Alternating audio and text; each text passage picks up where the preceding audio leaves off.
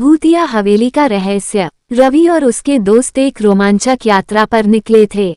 उन्होंने सुना था कि शहर से कुछ दूर एक पुरानी हवेली है जो भूतिया कही जाती है।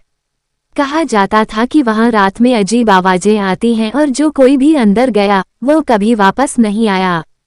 जिज्ञासा के मारे रवि, सुमित, नेहा और रोहित ने तय किया कि वे उस हवेली में रात बिताएंगे। वे शाम ढलते ही वहां पहुंच गए। हवेली बहुत पुरानी और जर्जर थी। दरवाजे पर जंग लगा हुआ था और खिड़कियां टूटी हुई थीं। जैसे ही उन्होंने दरवाजा खोला, एक ठंडी हवा का झोंका उनके शरीर में सिरहन पैदा कर गया। अंदर घुसते ही उन्हें ऐसा लगा जैसे कोई उन्हें देख रहा हो।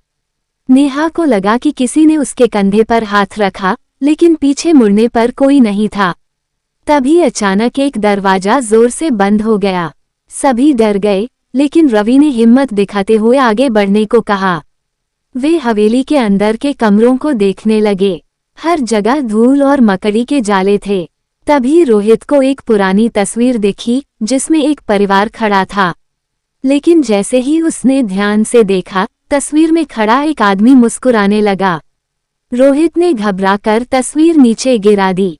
तभी उन्हें एक धीमी पर रहस्यमयी आवाज सुनाई दी, तुम लोग यहाँ क्या कर रहे हो? सबके शरीर में झुरझुरी दौड़ गई।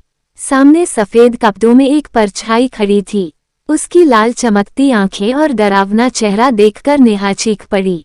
रवि ने हिम्मत करके पूछा, तुम कौन हो?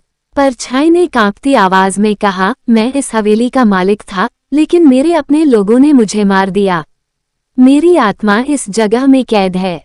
जो भी यहाँ आता है उसे मैं डरा कर भगा देता हूँ ताकि उसे भी मेरी तरह तकलीफ न सहनी पड़े।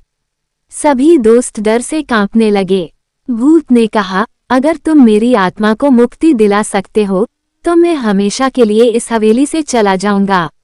रवि को याद आया कि पास के मंदिर में एक साधु रहते हैं जो आत्माओं की मुक्ति में मदद कर सकते हैं।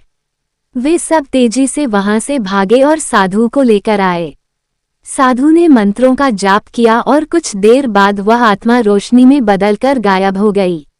हवेली शांत हो गई। इसके बाद गांव वालों ने हवेली को मंदिर में बदल दिया और फिर वहां कभी किसी ने भूत का नाम नहीं सुना। लेकिन रवि और उसके दोस्तों के लिए वह रात हमेशा एक डरावनी याद बनकर रह गई।